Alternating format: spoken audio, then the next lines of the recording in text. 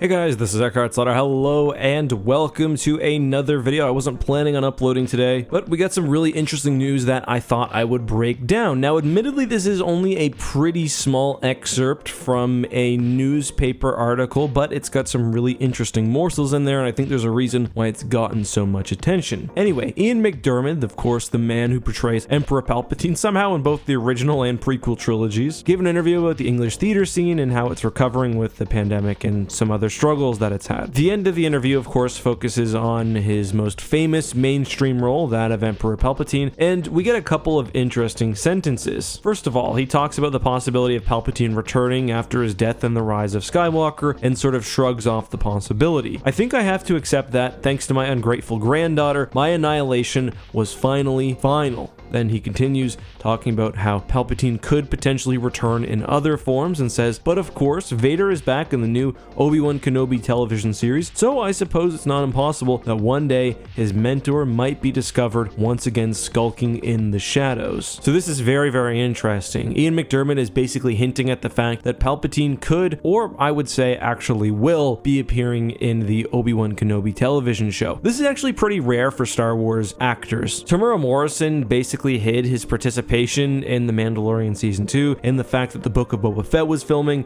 until the last possible moment. Of course, the same thing is true with Ewan McGregor. Honestly, if a Star Wars actor says they're not in a project, well, it's very possible that they are in the project and they're either under NDA or just generally under instructions not to share further details. This is obviously different, and I do think it matches what we know about the Kenobi television series. I'm going to be talking about spoilers later, and I'll give you guys a fair warning before we go into that territory, but looking at what's been officially released, it does seem clear that the scope of this show is going to go beyond simply Kenobi just chilling out on Tatooine. For one, obviously Vader is in the movie, and it seems clear that it won't just be from the perspective of Kenobi being hunted down. We'll probably see scenes of Vader on Coruscant or in some Imperial center, and this is definitely going to be more of a double perspective show than I was initially anticipating, at least. I thought that this may be sort of a contemplative, slower show focusing on Kenobi and his emotional recovery and kind of his next steps, but it does seem like they are going to go with a more traditional story format, at least based on what we've seen so far. This is corroborated by the concept art we received with the first teaser. Remember that short little video? It had no actual footage but just showed concepts behind the show.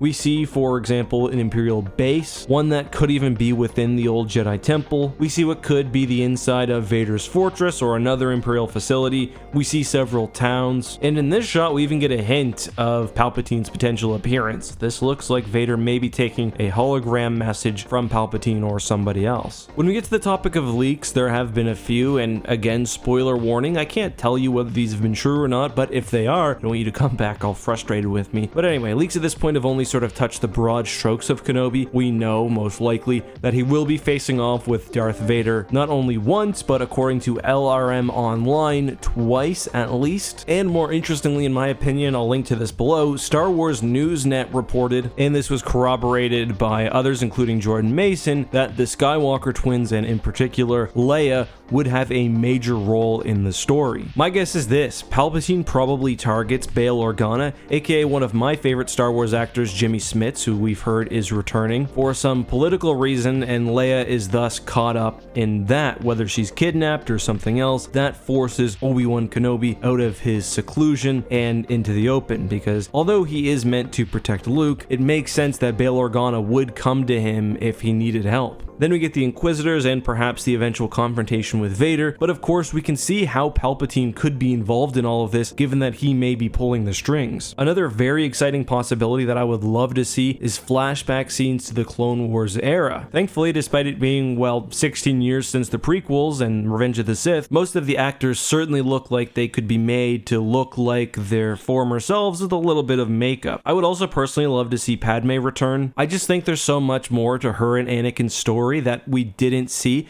and given the fact that she's essentially the catalyst for Anakin's anger and his downfall, and that he's so, well, haunted by her death, I just think it'd be great to see more of their relationship since it is so foundational, and the same goes for Palpatine too. Anakin wouldn't have fallen most likely without Palpatine's influence, so it's just great to see the potential for more of that in the Kenobi series. That all is just my opinion though, and I'm reporting on what I've read. Do you think Ian McDiarmid is back to play Palpatine again? Some people have talked about there being maybe some controversy behind this because he was in The Rise of Skywalker. First of all, I don't think anybody doesn't want to see Palpatine back. He is such a fun and amazing character. Ian McDiarmid does an incredible job. Palpatine is pure evil, and he looks like he's having fun throughout the entirety of the Star Wars saga. The main issue with The Rise of Skywalker, I don't even think was Palpatine being brought back. I actually thought he was great in the role again. The issue was how the actual plot of that was handled. But guys, again, my thoughts, let me know yours down below. Maybe I'm wrong, maybe Palpatine shouldn't come back. Let me know, of course. Until next time, be safe, have a good one, and may the Force be with you.